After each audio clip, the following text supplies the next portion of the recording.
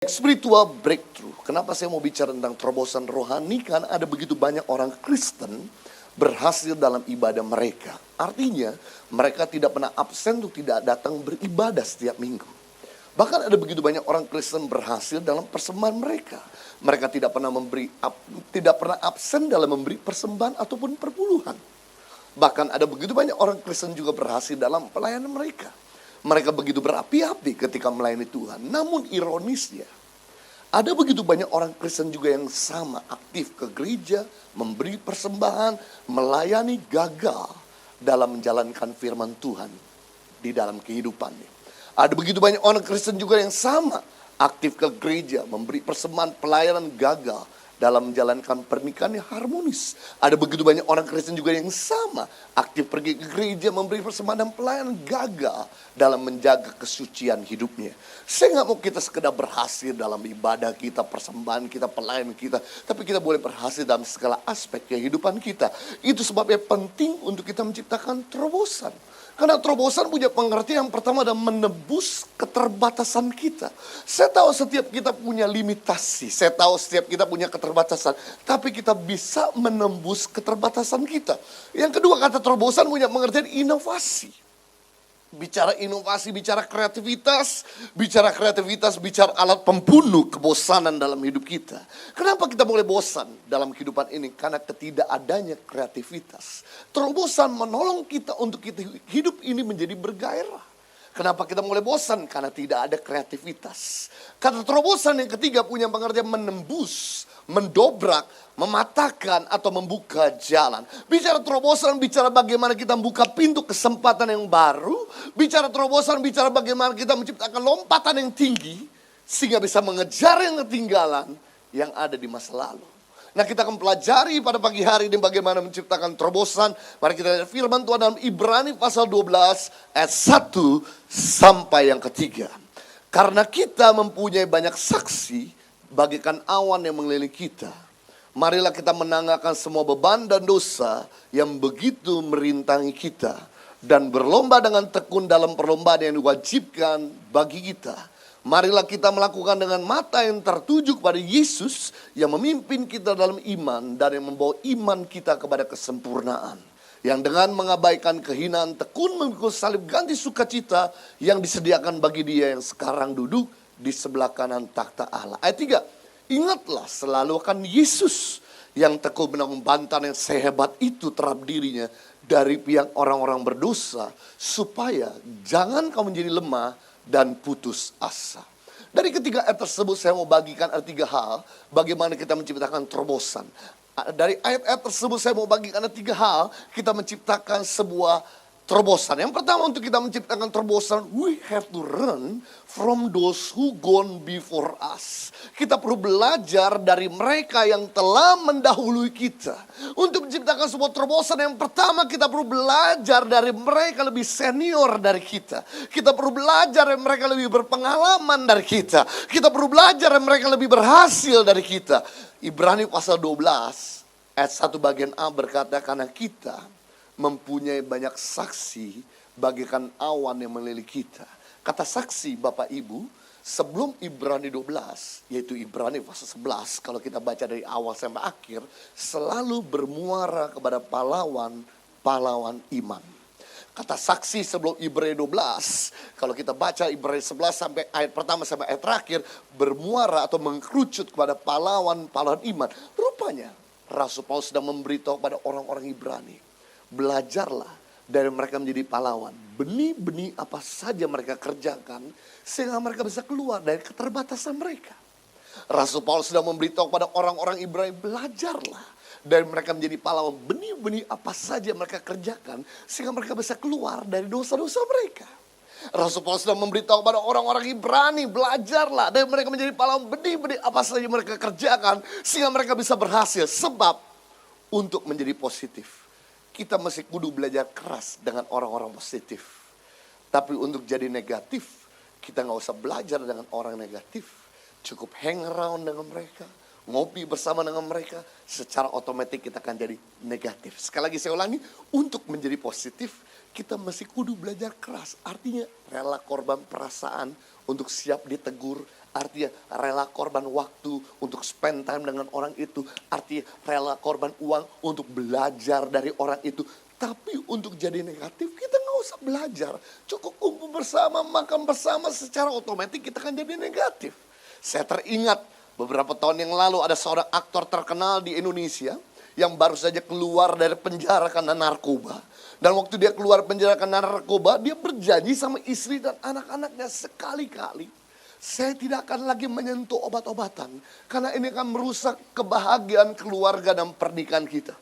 Setelah dia berjanji sama istri dan anak-anaknya, dia sempat berpidato di depan media pers dan massa. Dan berkata kepada orang banyak dan anak muda, jangan sentuh obat-obatan. Karena obat-obatan akan merusak masa depan dan hidupmu. Setelah dia berjanji sama istri, dia sempat berpidato di depan media pers dan massa. Dia mau bikin kampanye anti narkoba di kota Surabaya. Begitu dia terbang dari Jakarta menuju kota Surabaya, dia ketemu dengan teman-teman yang suka narkoba. Guess apa yang terjadi? Dalam hitungan menit, dia jatuh lagi dalam narkoba. Bukan hitungan hari, bukan hitungan minggu, bulan, dan tahun, atau abad.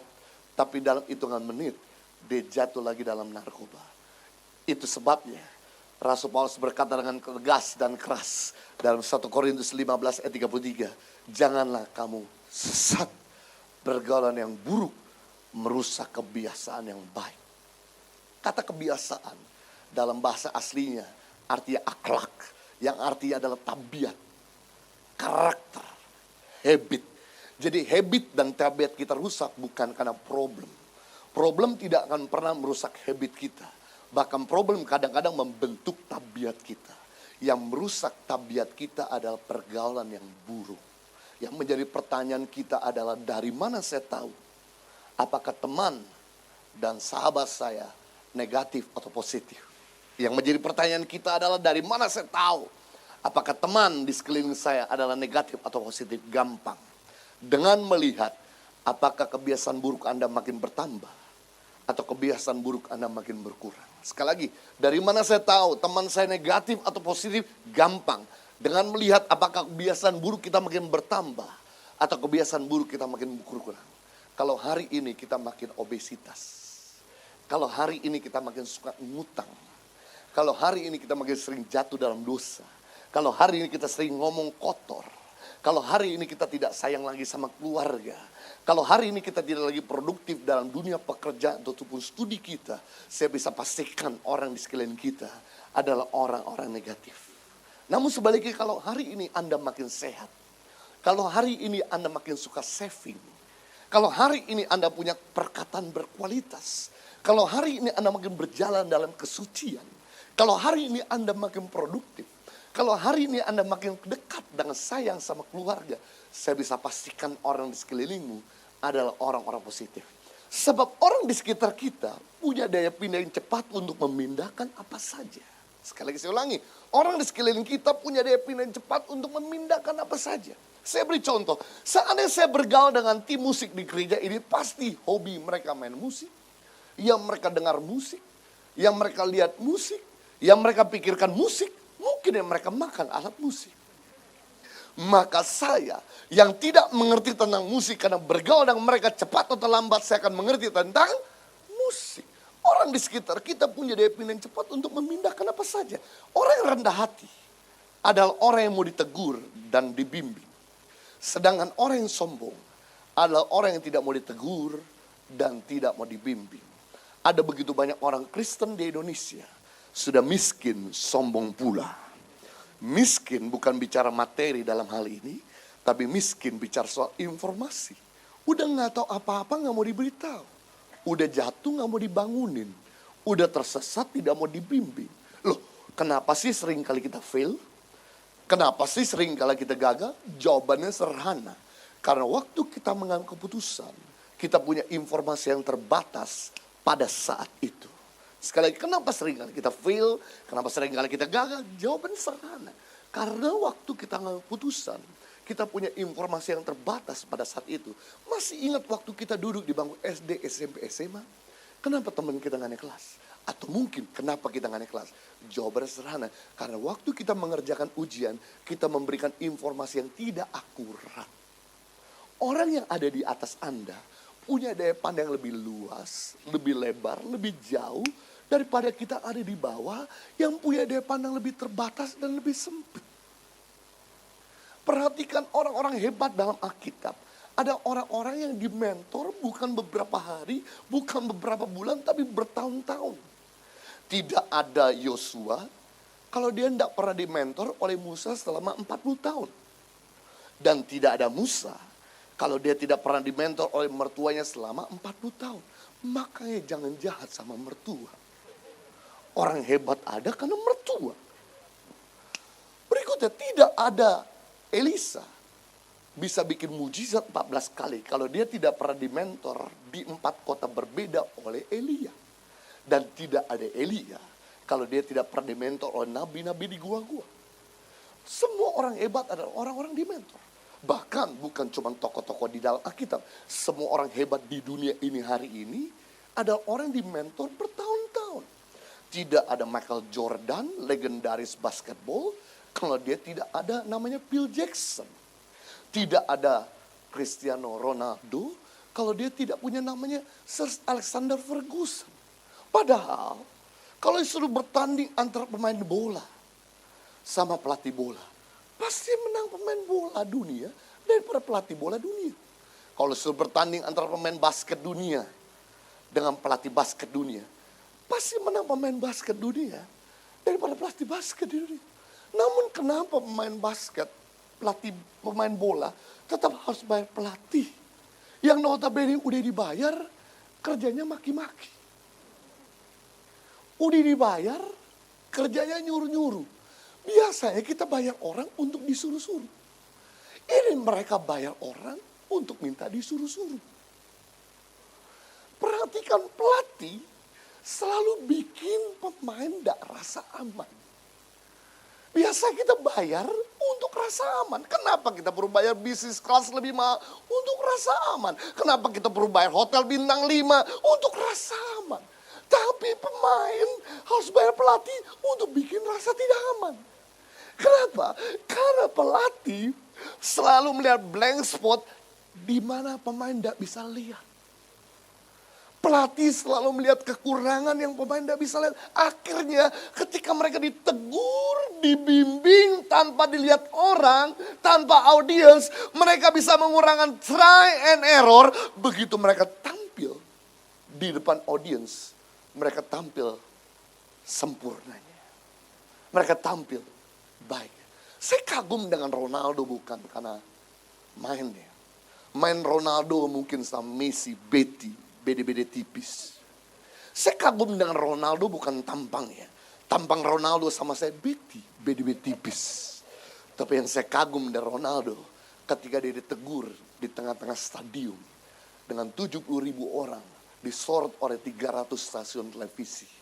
Dia tetap mendengarkan dan tidak marah-marah sama pemimpinnya. No wonder Ronaldo jadi pemain terbaik 5 tahun berturut-turut. Karena dia adalah orang yang rendah hati. Sekalipun udah kelas dunia, dia masih tetap mau dibimbing. Sungguh ironis, yang kelas dunia aja rendah hati mau dibimbing.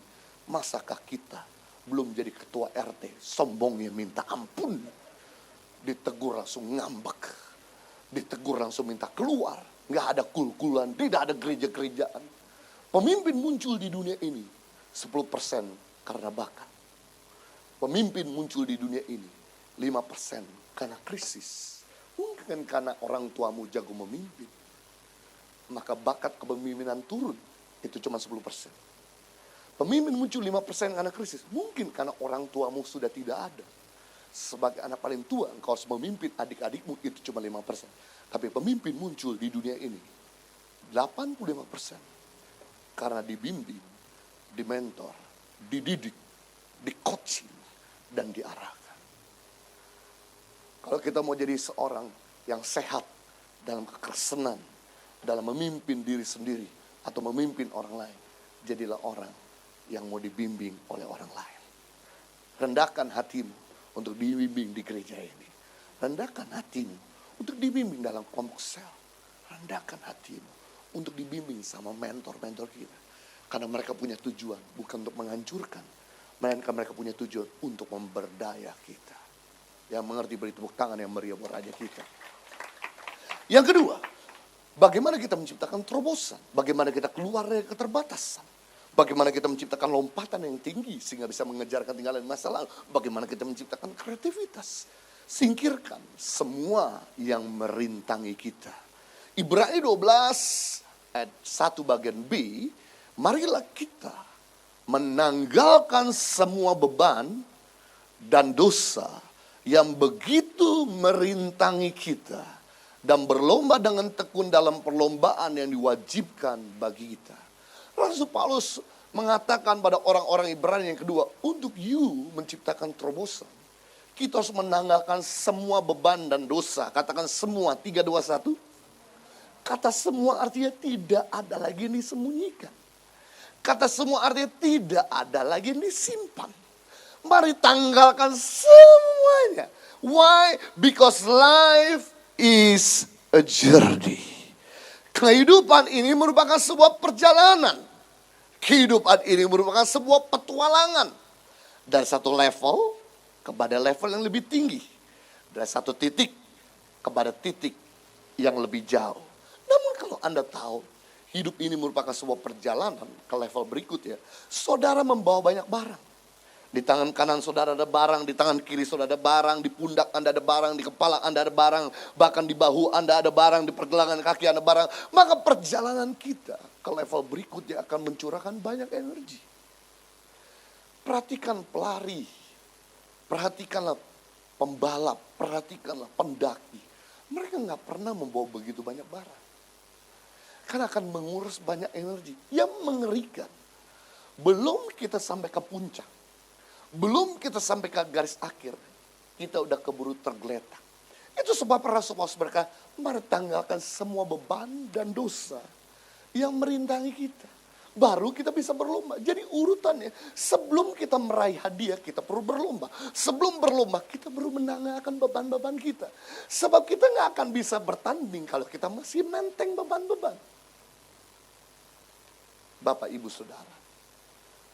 Dalam kitab Perjanjian Baru, Yesus mengajarkan bahwa anggur yang baru harus disimpan dalam tempat yang baru. Sebab kalau anggur yang baru disimpan dalam tempat yang lama, akibat fermentasi, maka kantong kulit itu akan robek atau koyak. Yang terjadi, anggurnya tertumpah, kantongnya rusak. Itu sebab yang anggur yang baru harus simpan dalam tempat yang baru, agar kedua-duanya aman. Artinya begini, tahun yang baru harus masuk dengan hati yang baru. Kita nggak bisa masuk tahun yang baru dengan hati yang lama, penuh kebencian, iri hati. Yang terjadi, bisnis kita koyak, karir kita koyak, keluarga kita koyak, keuangan kita koyak, kesehatan kita koyak. Artinya tahun yang baru harus masuk dengan cara hidup yang baru.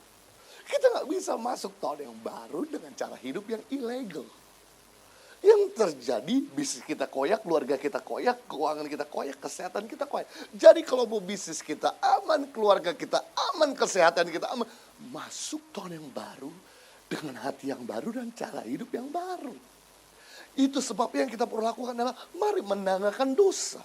Apa itu dosa? Dosa dalam bahasa asli atau dalam bahasa Yunani artinya harmatia. Katakan harmatia, 3, 2, 1. Harmatia artinya missing the target. Meleset dari target.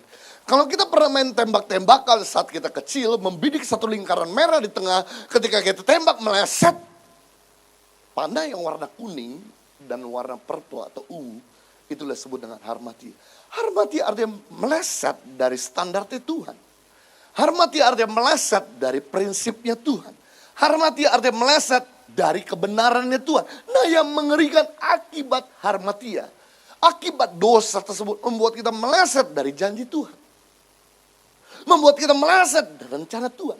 Jadi bukannya Tuhan ingkar janji.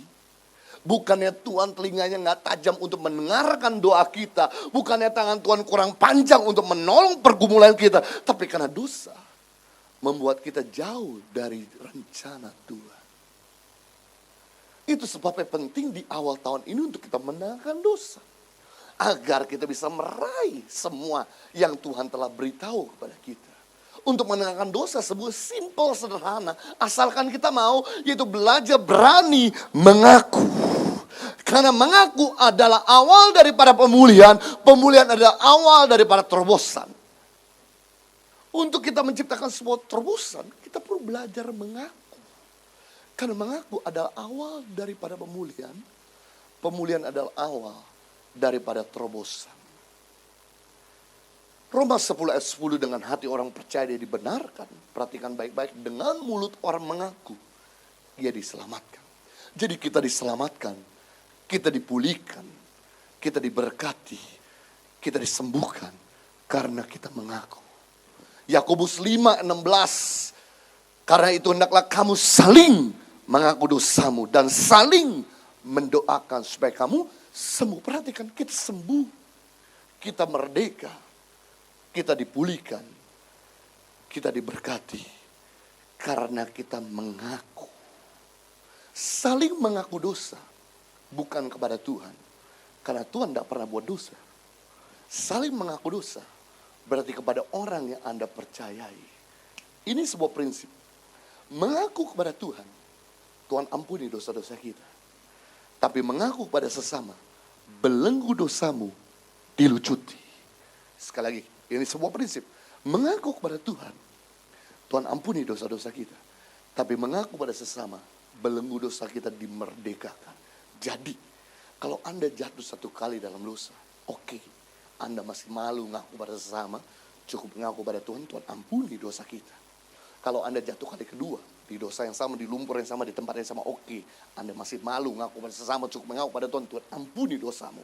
Waktu Anda jatuh kali ketiga, di lumpur yang sama, di lubang yang sama, di tempat yang sama, oke, Anda masih malu ngaku pada sesama, cukup ngaku pada Tuhan, Tuhan ampuni.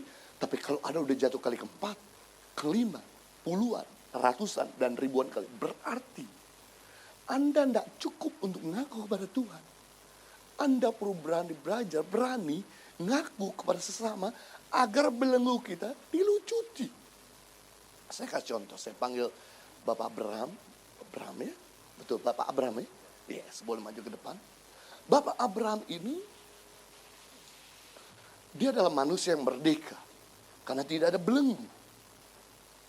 Sehingga dia bisa bekerja dengan bebas, dia bisa melayani dengan bebas, dia bisa bertepuk tangan, bisa melakukan aktivitas dengan bebas. Karena tidak ada belenggu. Namun apa yang terjadi ketika seseorang jatuh di dalam dosa? Nah, ini juga sebuah prinsip. Upah dosa memang maut. Tapi perhatikan, sifat dosa selalu mengikat. Sekali lagi saya ulangi. Upah dosa memang maut. Tapi sifat dosa ini mengikat. Jadi, kalau Anda mau jatuh dalam dosa, tolong pikir ribuan kali lipat. Karena begitu Anda cicip dosa, langsung dia ngikat. Langsung dia borgol kita. Langsung dia belenggu kita. Nah, apa yang terjadi ketika Pak Abraham, dia terjatuh? Maka yang terjadi, dia mulai terikat. Dan waktu beliau terikat, memang beliau masih bisa melakukan aktivitas. Masih bisa bertepuk tangan, masih bisa pegang HP, masih bisa kerja, masih bisa melayani, masih bisa berjalan, memang masih bisa beraktif. Tapi, ada belenggu. Mulai ada keterbatasan. Sifat dosa memang bikin kita jadi limitasi. Sifat dosa membuat kita jadi nggak bisa maksimal. Jadi kalau bisnis kita nggak maksimal, studi kita nggak maksimal, keluarga kita nggak maksimal dalam kebahagiaan, tolong jangan cepat-cepat kami hitamkan orang lain. Introspeksi diri. Karena biasanya yang bikin kita nggak maksimal, karena ada belenggu, membuat kita jadi nggak bisa maksimal. Apa yang terjadi ketika hambanya jatuh kali kedua? Ikatan yang bertambah. Jatuh kali ketiga, ikatan yang bertambah. Keempat, kelima, 6, 7, 8, 9, 10. Akhirnya seperti mumi hidup. Hidup, tapi nggak bisa lakukan apa-apa. Semuanya serba terbelenggu. Nah, untuk kita bisa merdeka dan lepas, Kalau Anda tahu bahwa Anda tidak bisa melepaskannya sendiri, Anda harus rendah hati minta tolong orang lain. Pak Abraham, rendah hatilah untuk minta tolong orang di sebelahmu. Katakan, Bapak Jojo, saya minta tolong untuk Bapak bisa melepaskan ikatan saya. Bapak Jojo, saya minta tolong untuk Bapak bisa melepaskan ikatan saya. Maka saya sebagai sahabatnya, nggak mungkin saya biarkan dia. Walaupun saya tahu, saya susah juga melepaskan belenggunya. Tapi karena dia minta tolong, saya akan berupaya untuk membantunya. Bahkan mungkin kalau dia rendah hati minta tolong yang lain, akan berupaya juga untuk membantunya. Sehingga akhirnya dia bisa bebas. Dan ada ikatan. Akhirnya di tahun 2019, dia bisa sehat tubuh, jiwa, dan rohnya. Thank you, Pak. Beri tepuk tangan buat hambanya. Thank you. Jadi saya nggak tahu apa yang mengikat Anda. Entah itu dosa pornografi, entah itu dosa perzinahan, entah itu dosa kemabukan, amarah, dan sebagainya. Saya nggak tahu. Cuma saudara dan Tuhan yang tahu. Tapi kalau Anda mau mengalami terobosan, kita berendah hati untuk datengin orang yang kita percayai dan minta tolong mereka untuk bisa membebaskan, membantu kita untuk melepaskan ikatan yang kita nggak mampu lepaskan dengan kekuatan kita sendiri. Dan saya percaya tahun 2019 menjadi tahun yang maksimal dalam kehidupan kita. Yang ketiga, terakhir kemudian saya selesai, bagaimana kita menciptakan terobosan. Yang pertama, kita perlu belajar pendahulu-pendahulu kita. Yang kedua, kita perlu singkirkan semua yang merintangi. Yang ketiga, fokus to the lifestyle of Jesus Christ. Fokus pada gaya kehidupan Tuhan Yesus. Nah, fokus pada gaya kehidupan Yesus itu ada dua.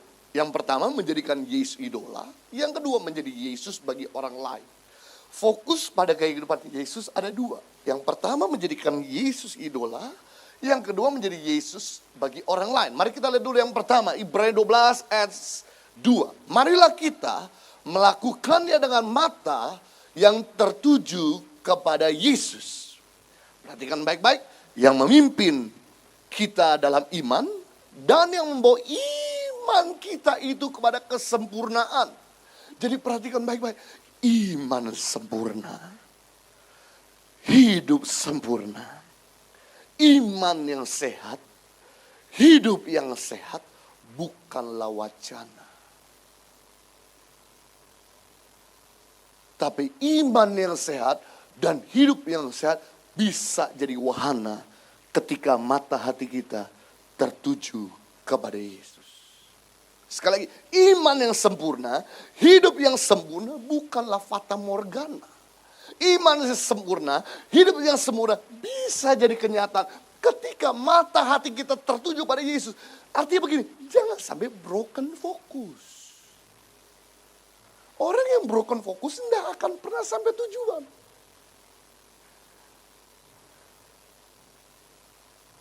Saya teringat waktu saya diundang ke kota Pekanbaru, pas terjadi kabut asap yang tebal karena kebakaran hutan. Kami punya pesawat dan pesawat-pesawat lain-lain ngiter-ngiter di bawah, coba-coba mendarat. Tidak bisa tepat sasaran. Karena begitu coba mendarat, karena jarak pandang yang cuma 400 meter, karena sebuah pesawat untuk bisa mendarat dibutuhkan minimal jarak pandang 1.200 meter. Ini sepertiganya. Jadi begitu kita coba mendarat, bandara, landasan ketinggalan di belakang, naik lagi. Coba mendarat kali kedua, landasan masih jauh di depan, naik lagi. Sampai kemudian kita hampir kehabisan bahan bakar. Kemudian kita dialihkan ke Pulau Batam, karena cuma 25 menit, dengan satu harapan, setelah diisi bahan bakar harus ada hujan. Puji Tuhan setelah diisi bahan bakar ada hujan turun di kota Pekanbaru. Akhirnya kabut asam bisa clear. Bisa lihat fokus ya. Dan pesawat bisa mendarat dengan lembut dan dengan selamat. Kenapa kita gak pernah bisa mendarat pada janji Tuhan? Karena kita selalu broken fokus. Saya mulai mengerti kenapa Tuhan larang itu untuk jangan cinta uang. Melainkan cinta Tuhan. Kenapa Tuhan larang kita untuk jangan cinta uang. Melainkan cinta Tuhan. Karena uang tidak pernah cinta kita. Ngapain kita mencintai nggak pernah cinta kita? Itu namanya bertepuk sebelah tangan. Sakit tahu, sakit itu di sini sampai ke sini. Mari cintai Tuhan lebih dari uang. Itu sebabnya kita perlu menjadikan Yesus idola dalam hidup kita. Ketika kita menjadikan Yesus idol dalam hidup kita, maka kita akan menjadi seperti yang kita idolakan. Barang siapa mengidolakan sesuatu, dia akan menjadi sesuatu yang dia idolakan. Kalau Anda mengidolakan Elvis Presley, maka tanpa saudara sadari, gaya saudara punya rambut twister seperti Elvis. Gaya saudara punya jean cut bray yang sekarang slim fit, masih cut bray.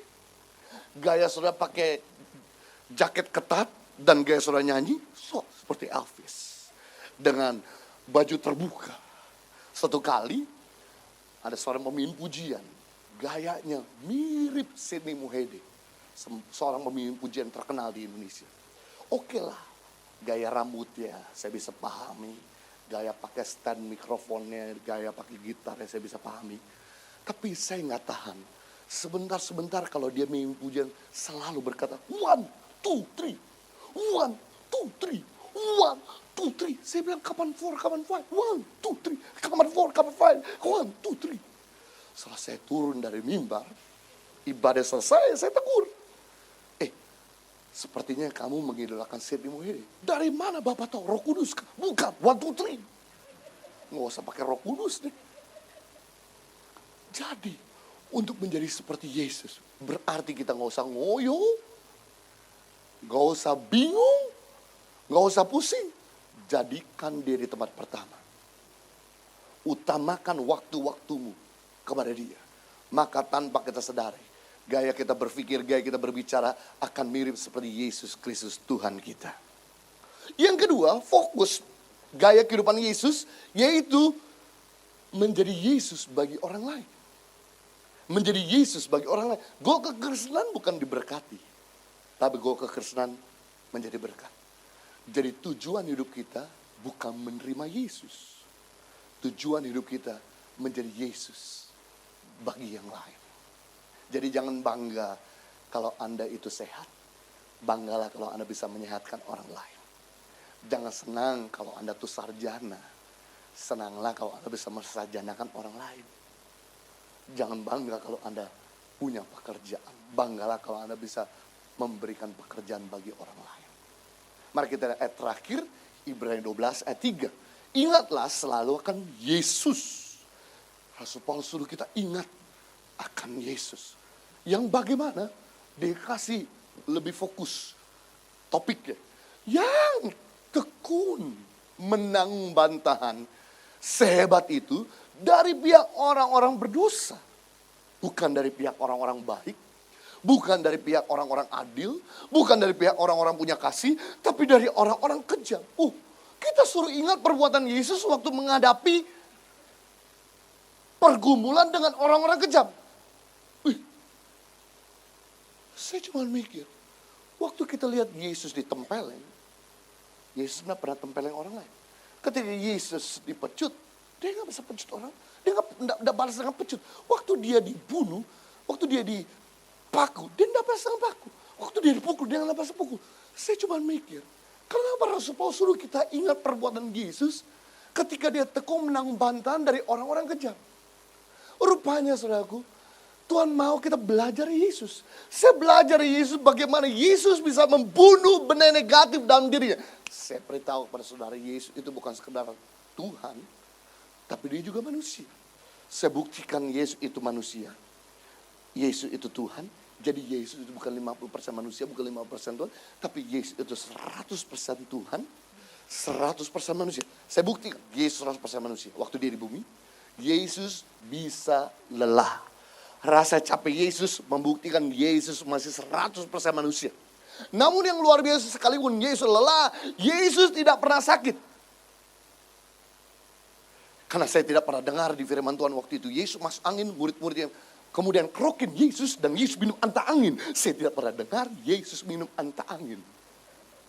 Waktu itu Yesus jalan lelah, kemudian muridnya pijat refleksi. Saya tidak pernah tahu Yesus itu pijat refleksi. Jadi sekalipun Yesus lelah, Yesus tidak pernah sakit. Tidak pernah sakit Yesus membuktikan dia 100% Tuhan. Saya buktikan Yesus itu 100% manusia lagi. Yesus bisa mati. Yesus mati bukan karena dibunuh orang.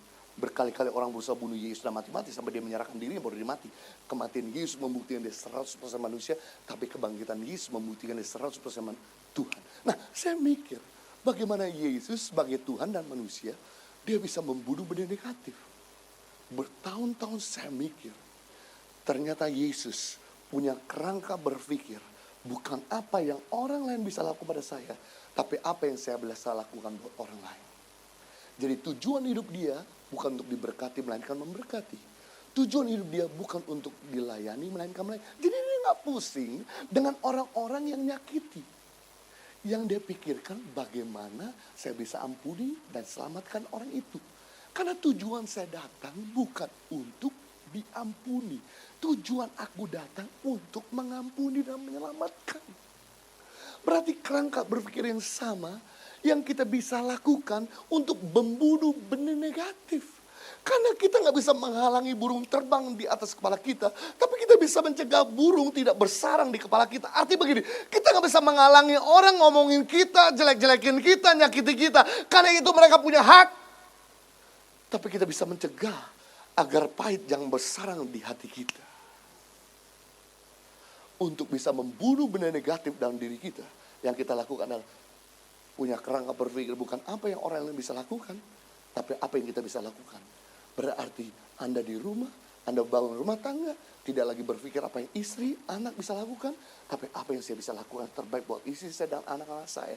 Ketika Anda menikah, Anda selalu punya kerangka berpikir, bukan apa yang suami bisa lakukan, tapi apa yang saya bisa lakukan terbaik buat suami saya dan anak-anak saya. Demikian hal yang sama ketika kita punya orang tua, tidak lagi berpikir apa yang orang tua bisa lakukan, tapi apa yang kita bisa lakukan terbaik buat orang tua. Besok masuk kerja, tidak lagi berpikir apa yang perusahaan bisa lakukan, tapi apa yang kita bisa lakukan buat perusahaan kita. Anda di negara ini tidak lagi berpikir apa pemerintah bisa lakukan, tapi berpikir apa yang Anda bisa lakukan buat pemerintah Anda. Pemerintah selalu memikirkan yang terbaik buat rakyat, tapi rakyat selalu kerja yang menuntut, tidak pernah berpikir apa yang bisa lakukan terbaik buat negara ini. Bayar pajak, tidak buang sampah sembarangan, menolong sesama. Hal ini yang mendasari kenapa kami kembali ke Indonesia. Setelah 10 tahun kami tinggal di Australia, karena kami melihat ada begitu banyak orang tidak punya lapangan pekerjaan. Ada begitu banyak anak-anak putus sekolah. Karena ada begitu banyak orang yang tidak bisa berobat. Sedangkan di negara maju, mereka semua dikasih fasilitas. Membuat ketika saya setiap kali liburan, membuat saya tidak aman melihat negara ini semakin bertambahnya tingkat pengangguran dan kejahatan. Bahkan 2006 terdapat data bahwa di Indonesia ada 300.000 anak putus sekolah karena jarak yang jauh dan biaya besar. Seandainya setiap tahun ada 300.000 anak putus sekolah karena jarak yang jauh dan biaya yang besar, 10 tahun ke depan kalau kita biarkan, akan muncul 3 juta generasi monster yang lahir di Indonesia. Saya tidak ada masalah. Karena saya punya keluarga semua ada di Australia, orang tua dan adik-adik saya. Saya tidak punya lagi keluarga di sini. Tapi yang bermasalah Anda. Itu sebab yang saya lakukan adalah, saya kembali ke Indonesia, saya bawa istri saya dan anak-anak saya. Untuk kita boleh mencegah, meredam kejahatan dan puji Tuhan. Anak-anak yang kita tolong. Mereka punya orang tua pencuri, pembunuh, perampok. Tapi begitu kita bantu, mereka berkata, saya tidak mau seperti orang tua kami. Kami pengen jadi guru, kami pengen jadi insinyur, kami pengen jadi kepala daerah, kami pengen jadi dokter untuk membangun bangsa dan negara. Kita telah mengubah 5.000 generasi monster menjadi 5.000 generasi bintang.